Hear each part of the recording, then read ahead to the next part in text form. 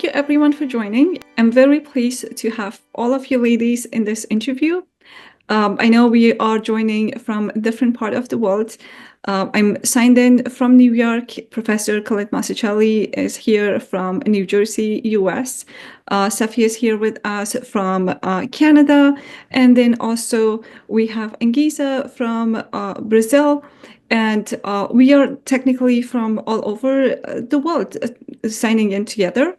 The purpose of this interview is to get to know Anguissa, who is one of the winner of the scholarship for initiative that was partnered between UFG and Region of Sardinia and Lead Impact. We would like to thank Region of Sardinia for funding this scholarship. And I would like to give the floor to Professor Colette Masicelli to tell us a little bit more about Lead Impact and how the organization comes together, and particularly how it works to help Afghan women and initiatives in Afghanistan. Professor Masicelli, up to you. Thank you so much, Rukshar. It's truly a pleasure and an honor to join you today. Lead Impact dates back several years when I was inspired by events that were taking place in different parts of the world, most particularly Afghanistan. I have a number of students who have studied and lived and worked in Afghanistan, notably Rukshar. And when I saw the developments taking place in the country, I felt it was a responsibility in terms of thinking about society, in terms of thinking about relations between the state and society, to create an organization that would allow us to work from the ground up, meaning to address local challenges, to consider local concerns that also have global implications. This is why the team members of Lead Impact really hail from all over the world. We have members from several continents. We have members who are actively engaged on the ground, locally, in their areas, in their regions, at different international organizations, notably the United Nations, also the European Union, through which they are able to inform Lead Impact initiatives. The Afghanistan Initiative is one of the first initiatives. When we founded Lead Impact, Rukshar Azami is the vice president of Lead Impact, and together with our other team members, we are responsible to create and to implement initiatives. This is one initiative I'm very proud to have with us today, members who are closely related to our team, members who share the vision of Lead Impact and who are dedicated to this particular initiative. So I would like to thank each one of you for joining today, for contributing to this interview, and indeed for helping to make the Afghanistan Initiative a robust one within the Lead Impact organization. Thank you so much. And thank you so much, Professor Colette, for your support. I know now we go a couple of years back. The relationship started when I was a student at NYU. And now thinking about it, it has been time just flies. It has been a couple of years, and we have been working in Lead Impact and other initiatives and other works together. And you have been a champion for Afghanistan always, which we truly appreciate that. And I want to emphasize that Lead Impact is active in the space. Just recently, last week, I went to UN to talk to different governments and continue the advocacy space on behalf of Lead Impact for Afghan women, especially for journalists that are in Afghanistan and beyond Afghanistan. So these are just few examples of the work that we are doing and trying to support Afghanistan women. What makes me very happy is that with the partnership with UFG and Region of Sardinia, and particularly I would like to extend my appreciation to Christian Rossi, who couldn't be in today with us. He's traveling. his efforts to make this happen and help us to make a lot of progress. We are so honored to have Angesa here with us, who is one of the students who win this scholarship, and she's continuing her journey. She has a fantastic story, which we'll get to it in a second. And also, I'm so honored to have Safia, a very long-term friend. Our friendship goes to 2011. God, it has been really long, and I'm so fortunate, so fortunate to have you as a friend, and also to see you grow. She studies at Miguel University. She's doing her PhD. Such an honor to have both of you. I want to start our conversation with you, Angesa. If you give us just a little bit introduction from your side, what you're doing, where you are right now, and briefly, how did you reach here? Thank you so much, Roxar. It's an honor to be here today, to be joining you and Dr. Colette and Safia Jan. I'd like to thank everyone who started this initiative and give me this opportunity to be one of the winners of this scholarship, because this literally started a new path in my life.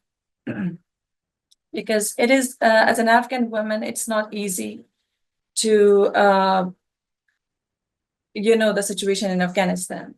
And to start a new journey, to be in a master's program, it is a difficult path for sure.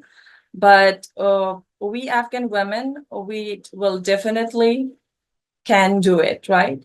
So I'll just give you a short introduction of myself, and then I'll just tell you the story how I got to get to this scholarship and how I came to Brazil.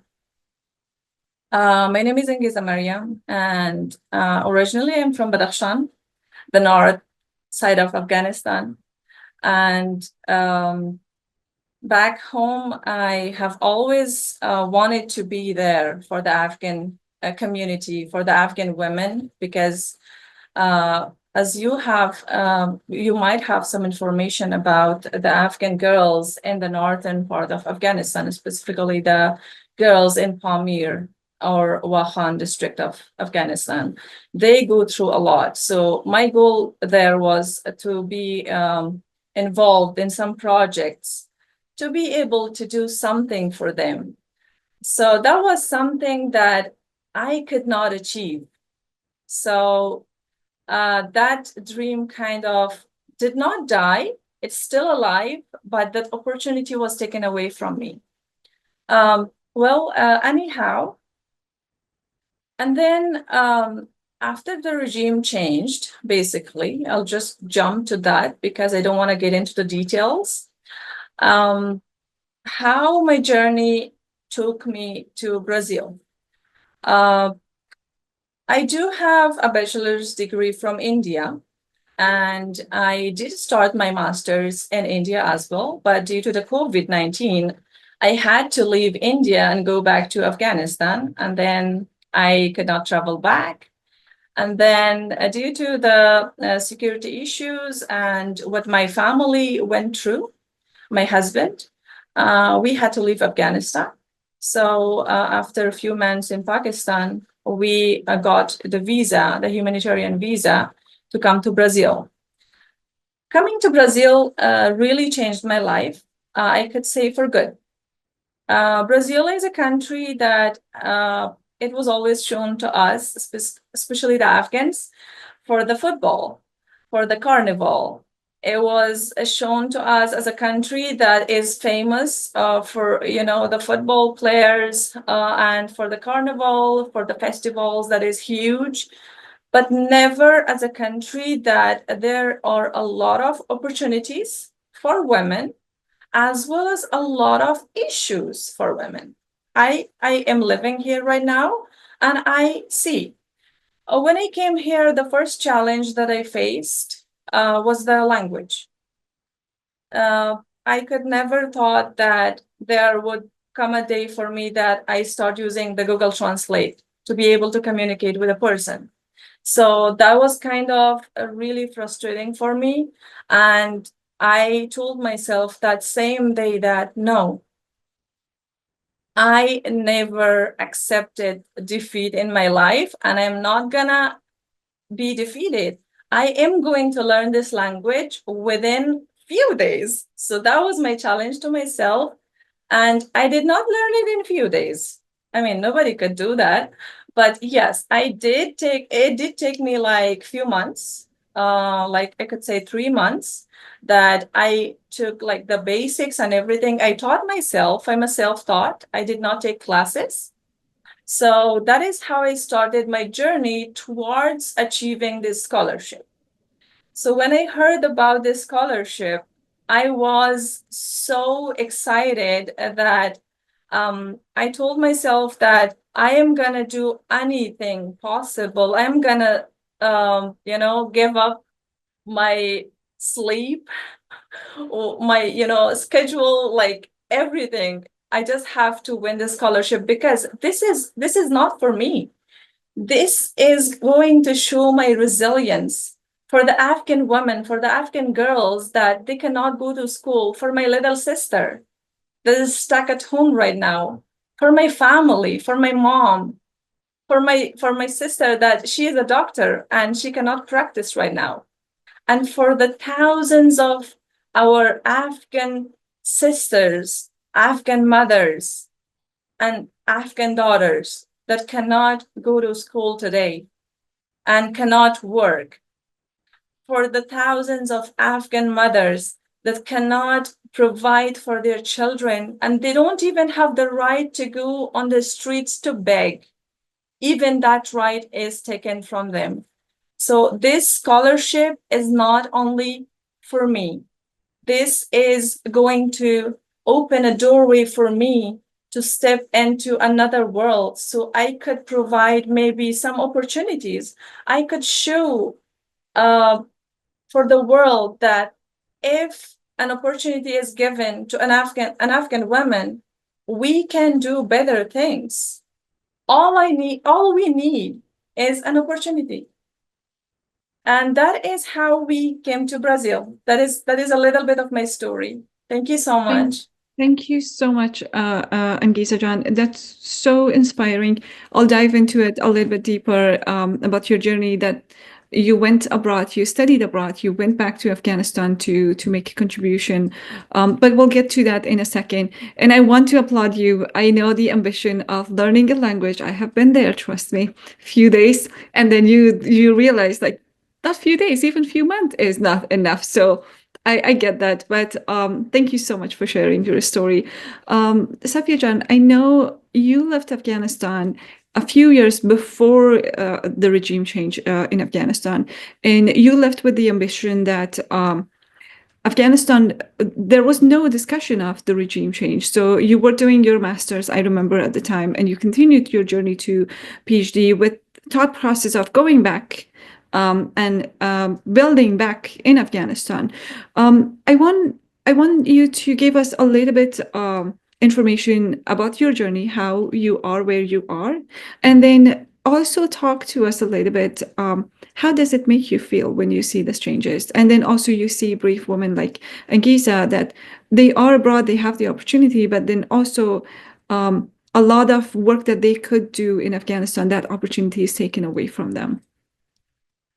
Thank you. Thank you very much for having me, and thank you for Lead Impact to work toward women's empowerment, specifically Afghan women who, it's a couple of years now and like kind of the story is becoming a backstory. And thank you for bringing this forward and making sure that Afghan women's voices are still heard and they're on the forefront of the agenda.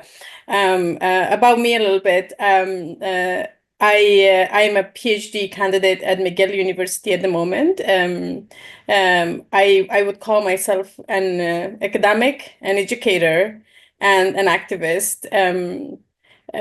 Yes, my education journey started with the first time the regime took over Afghanistan. I was supposed to start my school, my formal schooling, grade first, that I could not, and then. I started my school underground, and that kind of inspired this journey for me, and that kind of set the stage for this journey to become who I am today. So for me, it was always a question that why, because of my gender, because I was not a man, I was not able to go to school at the time that my brother was. So I became, in Afghanistan, I continued my education after the fall of the regime, and then continued to a bachelor degree. And then eventually I got Fulbright and moved to the US for my master's. And I was thinking I will go back to Afghanistan after my master's to continue working and rebuilding the country. But I got an offer from McGill to do a PhD here. So I moved here with the thought process that, yes, I will return back one day and I will bring my expertise and my skills back to my country to build and rebuild. But unfortunately, that opportunity is taken away from us. And part of it, it's very painful to even, like, it's a couple of years now to even talk about it right now, because it's one thing that you lost, and where we are, you lost the whole progress and development that has happened over the years, like the 20 years, specifically for this generation, because for us, we kind of like put our sweat tears, into this rebuilding process, and then like that is taken away from you overnight. So like one that, yes, it's taken away from you, but one that you are not expecting something, and then the rug is pulled from under your feet, like all of a sudden that you're not ready for it. So it still hurts. It's not easy to comprehend that, but at the same time, as you see, women like Angiza, African women are resilient. They're fighting back in Afghanistan. They're way more courageous than us here. But like we are, like even women abroad, like in diaspora, we are doing what we can in our capacity to fight the fight and make sure that we are being recognized as half of the society, because right now they are literally trying to erase half of the society, which is women in Afghanistan. So for that, I think education is a crucial part of that for the rebuilding, but specifically educating women, because there's a saying that they say that if you educate a man, you educate an individual, but if you educate a woman, you educate a generation. And women's education has a ripple effect. Like for women, the nurturing that they make sure that education is extended not only to themselves, but to their kids, to their families, and eventually to their communities. So also, like having an education, like you are contributing back to your country or to your nation, to your community, as being half of the society. Society cannot function as half, right? So for that, it's important to have both men and women contributing to that. And taking away that from women is not just taking away the basic human rights of women, but also it is taking the development away from a country and from a nation. I will leave it to that, and then we can definitely discuss that further. Thank you so much, Safia. I will just go a little bit out of the order. I know, Professor Colette, we haven't given you a heads up, but as an educator, you have invested your whole life. I want to have your thought. As somebody, I feel like for me, Angiza and Safia, we are in this fight. We are really involved, and we are paying the price of day to day of it. Somebody as an seeing this from outside, and especially as an educator, how much concerned it makes you to see a whole generation of women in Afghanistan being completely eliminated, and their education being disregarded, and their roles being disregarded. I know we have many conversation offline about this one, but I wanted to have your thought. No, thank you for the question. It's a critical one, and we have had indeed numerous conversations about this very subject. As an educator, I'm quite concerned, and I think that concern stems from my own experiences as a young educator in different parts of the world. You may remember I started in Budapest in Hungary in 1995 with a small organization called the Civic Education Project. And I hold that experience of 2 years very dear because it taught me so much about what was happening in the Middle East and surrounding regions, also in the former Soviet Union. It was a very, very stimulating experience for me because of the timing of it and because of the work that I was doing in a university, the Budapest University of Economic Sciences, which was one of the most well-known in the entire region. And that experience was a formative one because it put me in contact with people from all over the world, because that's where I began with the uses of integrating technologies in what became known as the classroom without borders. The motivation for that was what I was seeing happening in different parts of the world, inside of countries, sometimes inside of areas that were not countries, people who were stateless, leaders who were neglecting their responsibilities. And we see this to this day, of course. But I saw it firsthand as a young educator, and that influenced me tremendously in terms of thinking about pedagogy, in terms of thinking about how I would evolve as an educator, how I would bring the world into a classroom, how I would make that classroom come to life by integrating cultures, by integrating personalities who understood from the ground up the challenges that particular countries faced.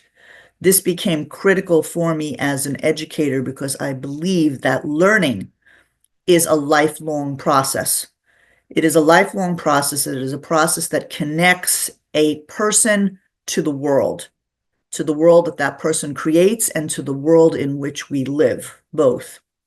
And learning as the dimension of education that I wanted to emphasize, along with the teaching, those things are always dynamic. They always evolve. And they evolve when the people who comprise a community are brought together in certain ways so that their learning remains very, very inclusive. Their learning remains very stimulating, dynamic, oriented towards connecting what is learned from books with what is experienced in life. That to me is really the essence of the educational process, bringing those things together, bringing different people together from all over the world, allowing them to experience a community, and helping, facilitating their future engagement with whatever career choice they have. So it doesn't end with the classroom, it begins with the classroom. It starts there. And Lead Impact is really, in a sense, a, shall we say, embodiment of that philosophy. So I wanted to create an organization when I saw what was happening in Afghanistan. I wanted to create an organization that would embody the philosophy that has influenced me now for several decades, starting really with my own experiences as an international student in Switzerland in 1984. And then all the way through that first experience as an educator in Budapest, and then really as a researcher in Berlin at the American Academy, and then really with the position at NYU, which started in 2005 and with which I've been involved for the past 20 years. That experience, teaching students from just every corner of the world within the classrooms at NYU, first in person, then hybrid, now online, that has been the honor of a lifetime.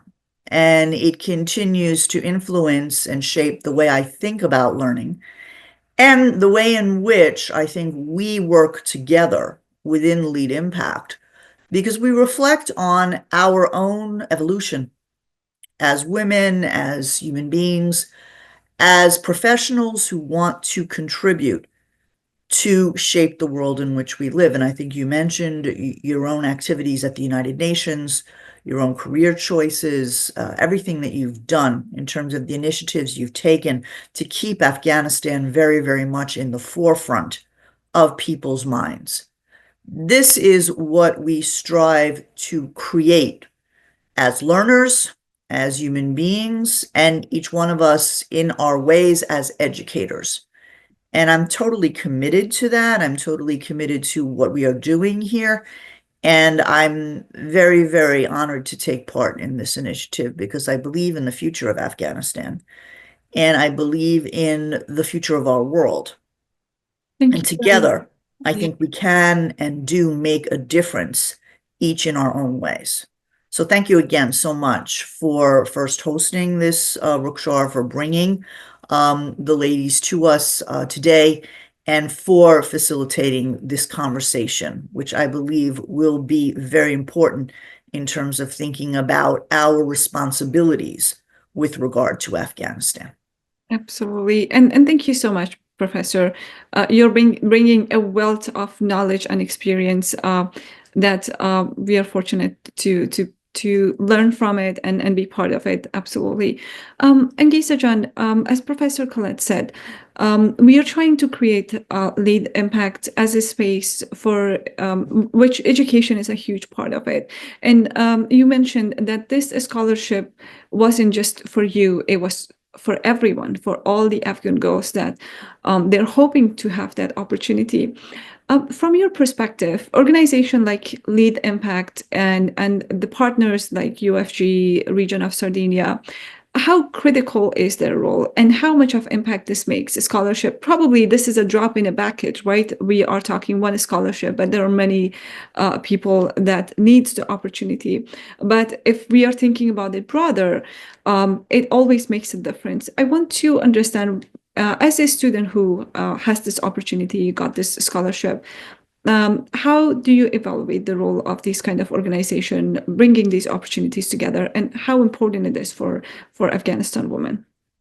First of all, I'd like to thank UFG and Sardinia, and also Lead Impact again for starting this great initiative, because if it wasn't for these three organizations, I wouldn't have been, like chosen to pursue my education further. Because like as a refugee myself, as a student, when I came to Brazil, I was looking for opportunities same to these, but it was difficult for me. Because in Brazil, the first requirements are that you have to be 100% eligible in so many criterias that I wasn't. But this opportunity was something that it was specifically for a refugee women.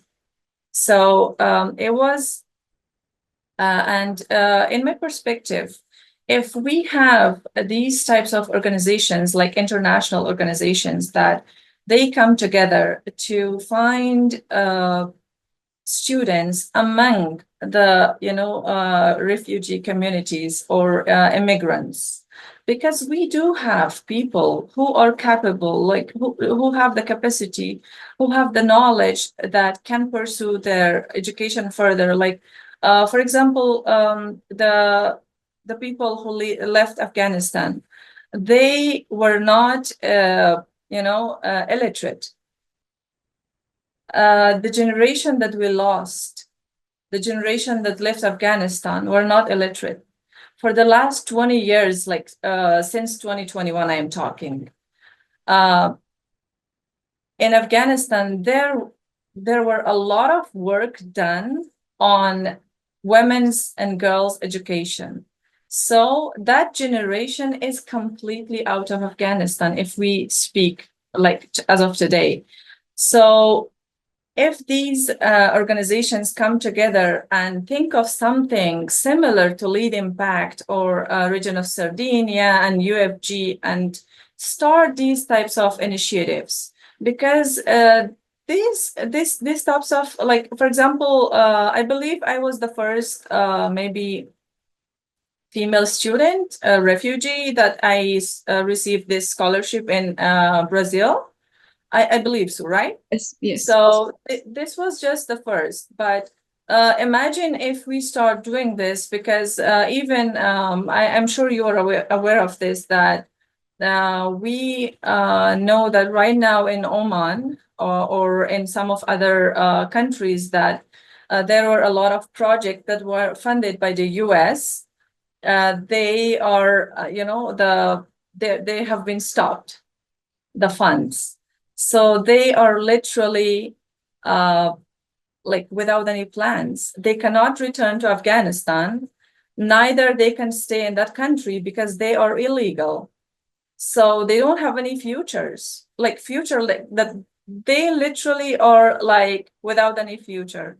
So if there are organizations that can use these types of initiatives, I, as a refugee woman, as an Afghan woman that work through like for education, for educating women, or I'm actually saying that, I kind of started saying that in Portuguese, it's a bit difficult to like say it in, education is not a privilege, it is a fundamental right, whether it is viewed through the lens of religion or law.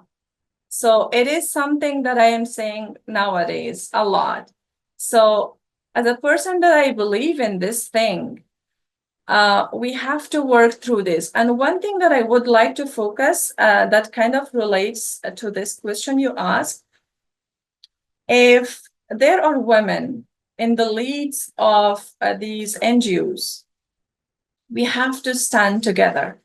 We have to stand together in solidarity to confront these challenges, because we cannot fight alone. We cannot fight the oppression, the violence, the systematic discriminations. We cannot fight them alone. So I call upon all the NGOs, all the international communities, the world leaders, whoever that this interview reaches, that please come together, be united. We have to have one voice, not only for the Afghan women, not only for the Afghan girls, but for all the for all the girls and women internationally, because we do have news from the women around the world. There are a lot of things going on around the world that we have to talk. It's not only about the Afghan women and Afghan girls, because I do support women, I do support girls, and we have to be united to face these oppressions and violence and discriminations. And thank you so much. Yeah, I cannot agree more, Angisa, right? What is happening in Afghanistan, it will have impact in the region, and eventually it will have impact globally, because we are setting the standard for malicious groups like the Taliban. We are, if we don't stop this and if we don't fight it, we are setting the example that how they got away with it in Afghanistan. Other groups across the globe will think that, okay, if this group could get away in another country, maybe we will do this too. I think, Professor, I remember one time we were in a book opening. I don't recall the title of the book, but I distinctively remember the conversation that we had with the writer of the book, that he was saying that the terrorist groups are learning from each other. The whole focus of that book, I have it in my bookshelf somewhere. We'll probably put it in the caption of this video.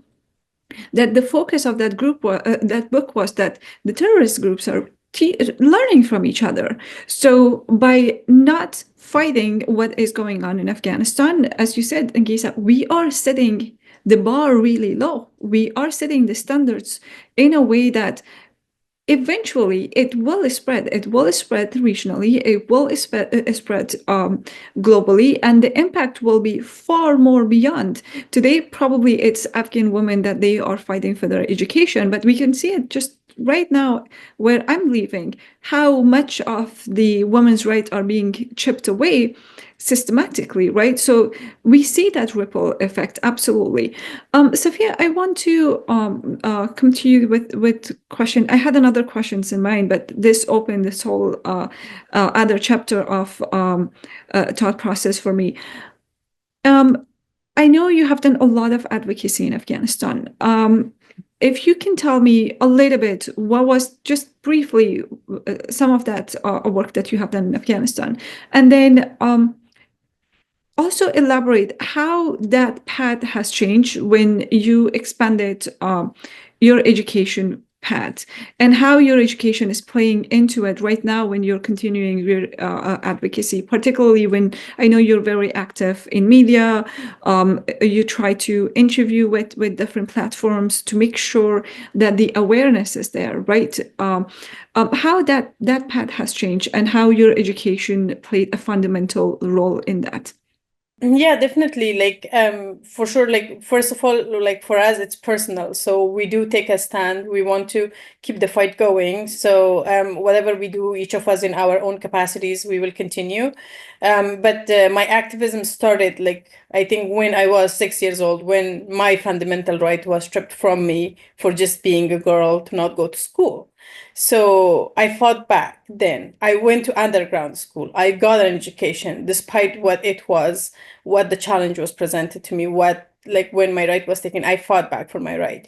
And so do my family, like I would say. And that continued, that kind of shaped my journey to study what I study. Like, my education, my major is right now education and gender studies. Like, my PhD is focusing on that. So that kind of contributed all the way to my PhD. But yes, like, with the like funding and co-founding organizations to media advocacy, but also right now academic advocacy, where I believe women's voices, especially African women's voices, are not very present, specifically in the academic area. So that's one area that I'm focusing heavily right now. And my education, my PhD is giving me that license, is allowing me to be there, to be present, and to make sure African women's voices are here there as well.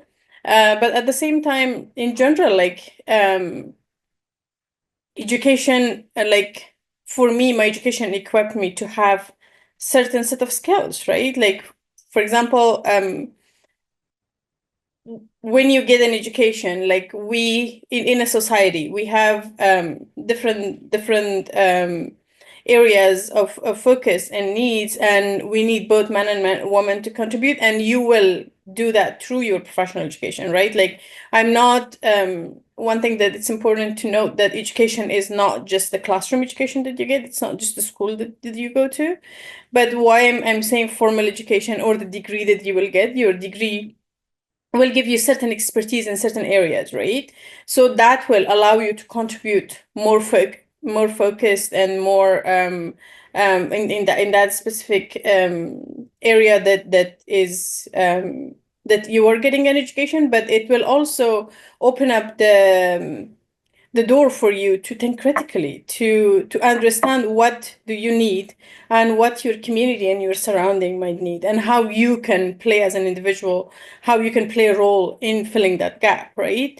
So for me right now, like, as you mentioned, that, like, my path has been consistent, but also, like, changing, because I'm changing as a human, and also my education journey is playing an effect and a role on that. So my right now, my main focus is academia, but also I use any other opportunity I get to make sure that we continue the advocacy. And as Angiza mentioned, that this is, yes, it's important to discuss African women, because of what's happening in Afghanistan, and how fundamental human rights are being denied. But at the same time, we are living in a very critical era. Like, there is a lot happening around the world, and in majority of ways, it is affecting women. So, like, you briefly mentioned about how systematically women's right is being challenged. Like sometimes we take things for granted. We are sitting here in the West, but even here, like we have a lot of problems to deal with, right? Like from the wage gap to the recent turning of Roe versus Wade, right? Like with the abortion rights. So like women are still struggling with their own fundamental rights. Women, like, it doesn't matter. In some countries, it might be very much to your face. It's very much present that you can feel the present. But in some countries or some part of the world, it might be a little bit unnoticed. It's not very present, but that doesn't mean it's not there. So that way, like, if you educate the women, if you empower them, they will not just make the right choices for themselves, but they will make sure that these injustices does not happen in the society. They will fight back for that, and they will stand for that, and also they will contribute to make the country, the nation, the world a better place. So I will end it with that, but definitely women's education plays a very critical role in the well-being of a family, a country, and the world. So Thank you, Safia. You mentioned, right, education opens that door. It allows you to take the space that it's well deserved, right? To have the right and also economic independence. That's a huge part of it. A lot of times, at least from my experience growing up in Afghanistan, the decisions are made by men of the family because the main point is because they bring the income, they are the one who is making the decision for you. Where in our life, at least the last couple of years that we were in Afghanistan and we were supporting our families financially, we could see that contributing economically to your household gives you that power of having that equal right of making the decision and actively being part of the decision making and taking up that space. So it makes a huge difference, absolutely. And Gisa John, I know you are doing, you're on top of everything else that you're doing, learning the language, trying to get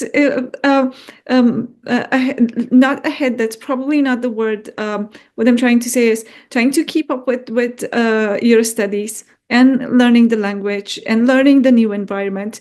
You're still continuing your advocacy and you're teaching a group of Afghan students online from Brazil. Tell us a little bit more about that, and what motivates you to do that, and how you manage that. It's a lot of things happening at the same time. A lot of times I say that Afghanistan women are superwomen. That's not an exaggeration because we are juggling so many things because we are in an era that we feel, especially people that we are abroad, we feel more responsibility. Tell us a little bit more about that. Thank you so much for mentioning that. Yeah, indeed, I believe that every and each woman, we are superwomen because we have to accept that and we have to be proud of that because we are, right. And yeah, I do keep some of the works that I used to do, and right now I do have some online classes.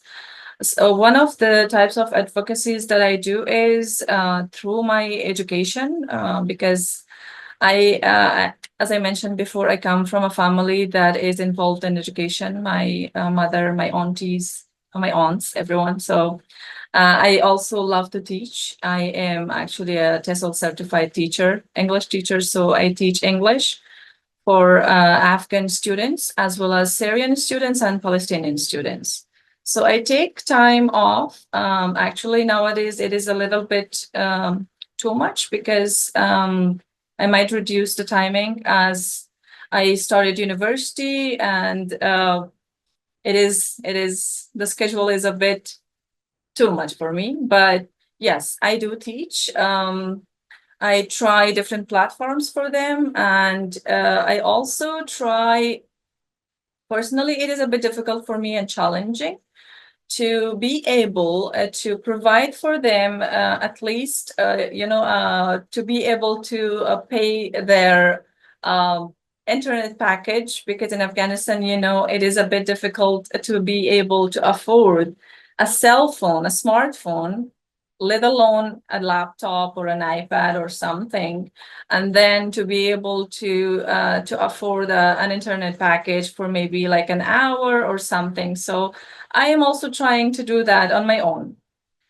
These are the things I'm doing. Apart from that, I'm also doing some other things here in Guyais, state of Guyais, where I live. I am advocating for the rights of Afghan refugees. I am helping out Afghan families which live in the state of Guyais. And these are the things that, because whatever problems, issues, language barriers, whatever things that I went through in the last 1 year in Brazil, I don't want any of the other Afghans to go through the same thing. So I started this project. I also have been attending a lot of events that have been here for the immigrants and refugees that are actually from the Ministry of Justice, and they have been really helpful. We have actually made a lot of success. We had given them a lot of proposals and they accepted. Like, thank God it was a successful year for the refugees, because there is specifically an event here in Brazil that happened almost 10 years ago, that happened this last November. It was after 10 years, Comegrar Dois. So this was for the refugees, and I was part of that. And two of the proposals that I was part of, they got accepted, and it is going to help and ease out a lot of difficulties that the refugees had before. And it will be a big help for the refugees, specifically for the Afghan refugees that will be coming to Brazil in this coming year. So I am really proud of that, and I will continue working, even though I know that this scholarship, keeping up with the studies, the classes, the hours, it will not be easy, but I will give my time to help out the families as much as I can. Yeah. Thank you Thank so you. much, Angisa Jan. I know a lot of times when I talk to friends, and when I continue my path of advocacy, friends ask me here, how can we help? What is something that we can do? And if Professor Masuchali agrees with me, maybe this is an area that we can call for action. If anyone wants to help, we can partner with you, Angisa, and have more people either contribute time to educate more women, or if they have the means and financials, right, reach out to us to our website, and we can put them directly in touch with those students that they want to continue education and take on. It probably is a $25 or $30 a month for the internet for somebody who can have that opportunity to continue their education. So absolutely, we can brainstorm, and I love this kind of conversation. There's so much can come out of it, just live talking about it. So this could be another call for action, an area. If anyone watching even this video, if you're thinking that, how can I help? There we go. You have our website. You also will know more about this too under the initiatives. This will be a call for action. I see you're smiling, Professor Masuchali. I'm taking that as an agreement. Well, this is the season because, as you know, we are beginning this spring, the third annual philanthropy campaign for the historic school in East Jerusalem, Dar al-Tifel, which is led, of course, by Jamal Al-Aref and Haitham together. And we look forward very much to expanding the philanthropic efforts of Lead Impact. And this would be an outstanding way to do it. So your timing is very good. And I'm in 100% agreement with the approach. So, Angiza, we are at your disposal. And whenever you feel the time is right, we shall commence our cooperation, our transnational cooperation, with the hope to have a global impact in the philanthropic field. Thank you. And Professor, this goes back to our conversation last week, activism beyond borders, right? This is a true example of it, absolutely. I know we are coming closer to the time. Safia, I want to ask you the same line. Angiza said about women organization being strategic, being in touch with each other, supporting each other, and especially critical times like that. What would be one way that you would suggest we stay organized, we stay resilient and continue the fight? I know you are a fighter yourself, so I want to have your thoughts how this activism beyond border can continue. Lead Impact, we are trying to create at least a space, but anything beyond that, what do you suggest?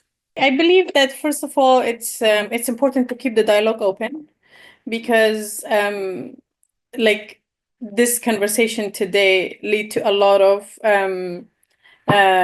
new topic that can come out of this one, and like, you know, it just lead to a call for action. Definitely, like these conversation will lead to bringing other partners, other people who are interested in helping to come together.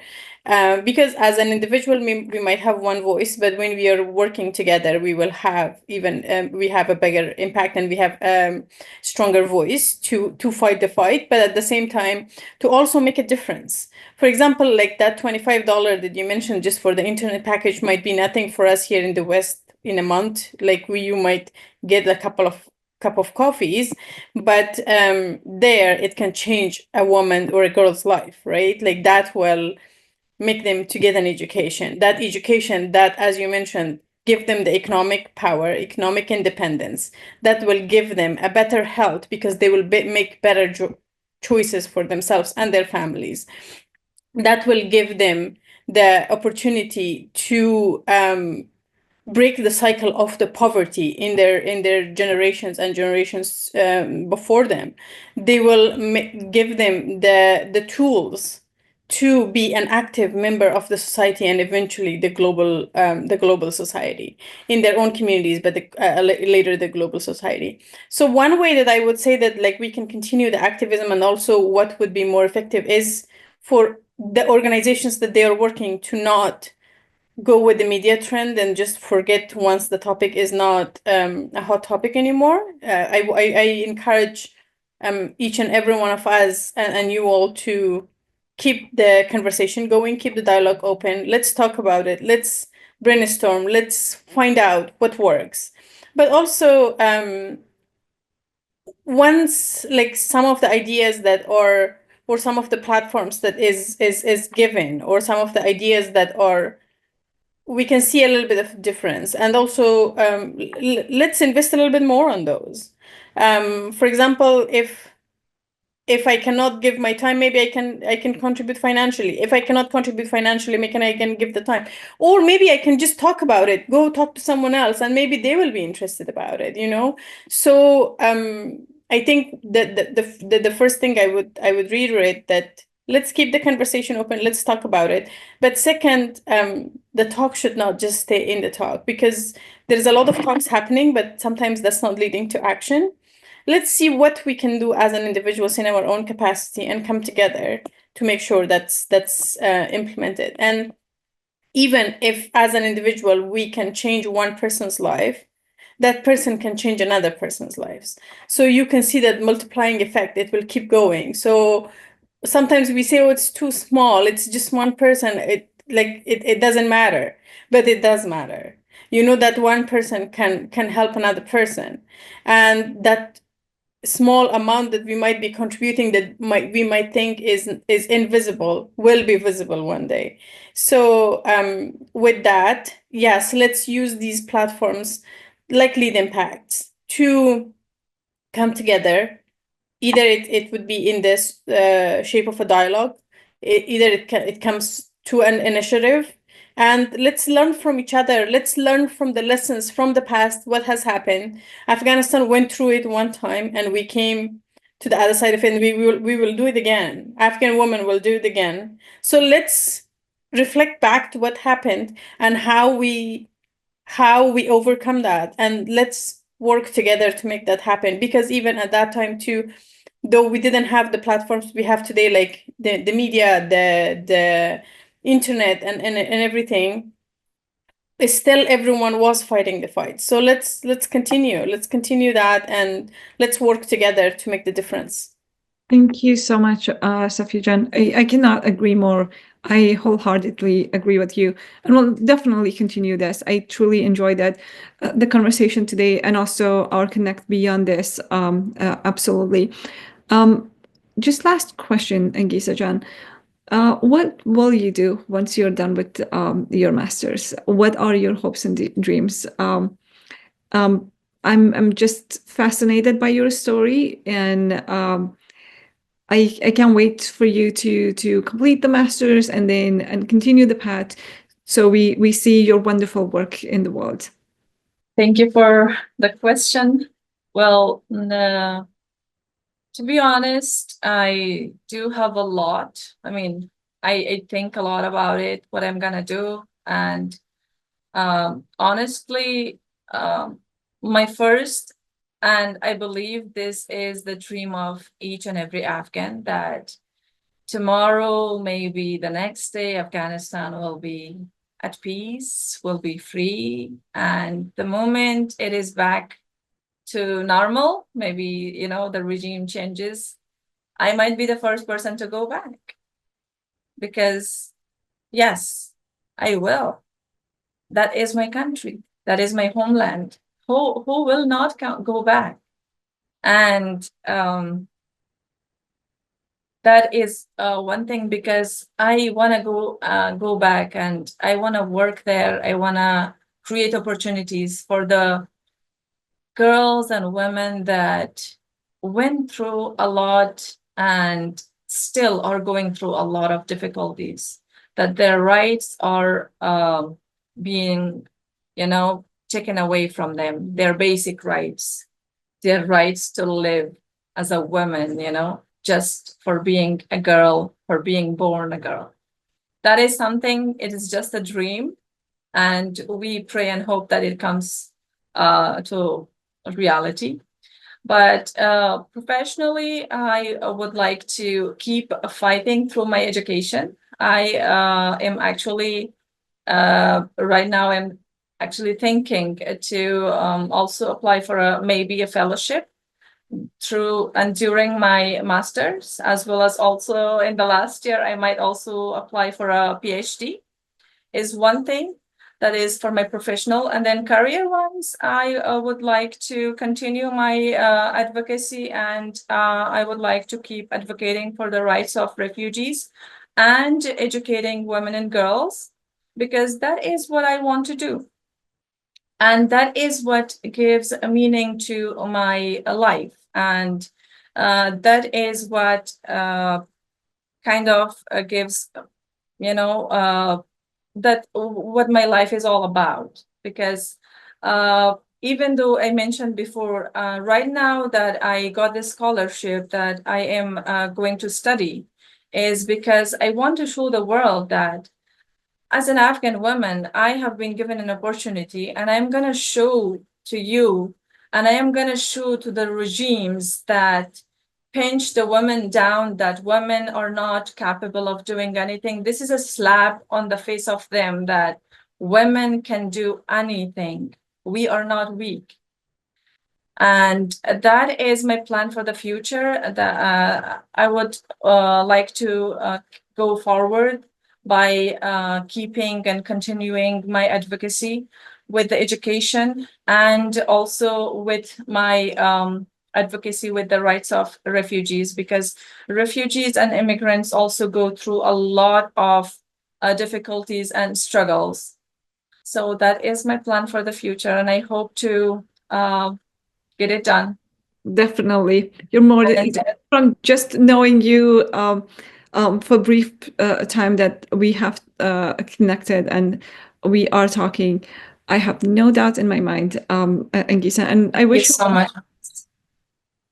any last thoughts, Professor Colette, Safia John, anything you want to add?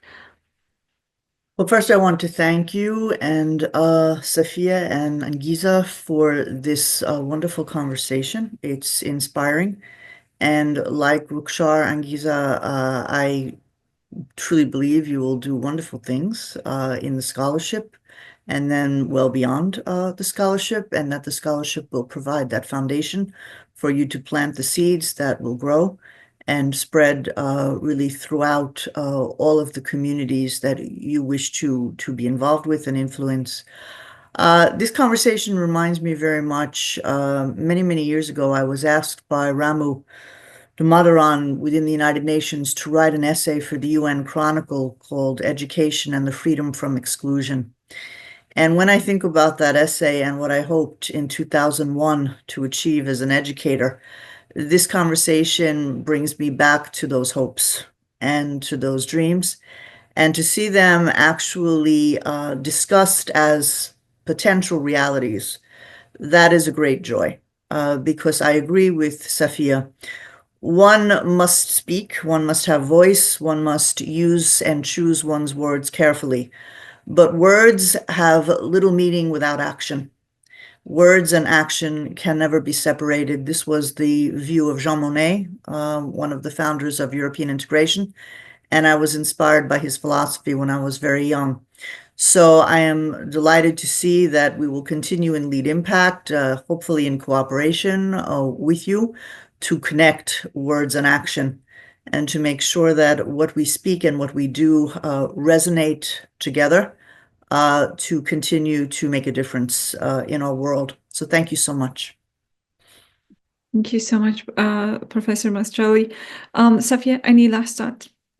Again, I really appreciate for making the effort and for having the Afghanistan Initiative and making sure that Afghan women's voices are in the forefront of the agenda, but at the same time to make sure that women do get an education, because women's education is very important, not just for Afghanistan, but to the world. So with that, I also want to conclude that let's keep the dialogue open, and let's take action, even if it feels small, if it feels invisible, it will make an effect. Let's take this platform. I stopped calling on world leaders and all of those things because I'm tired of it. So I will call on individuals. Let's work together to bring a change, not only to Afghan women, Afghanistan, but to the world. Let's make the world a better place, because today we are living in chaos. Unfortunately, today the world is going toward a really scary direction. So it's the responsibility of us, every individual, to do our part to make sure that we have a better place to live in. Thank you. Thank you, all of you ladies, and thank you so much for taking the time in your weekend. I really appreciate it. And also that shows your commitment to the work that you're doing. I really appreciate it. And I really enjoyed the conversation. Enjoy the rest of your weekend. Thank you. Thank you so much. Have a wonderful weekend, ladies. We look forward to future steps together. Enjoy. Thank you so much. Anything we can do together, I'm all in. Yeah. Thank you. Have a wonderful weekend. Thank you so much. Thank you.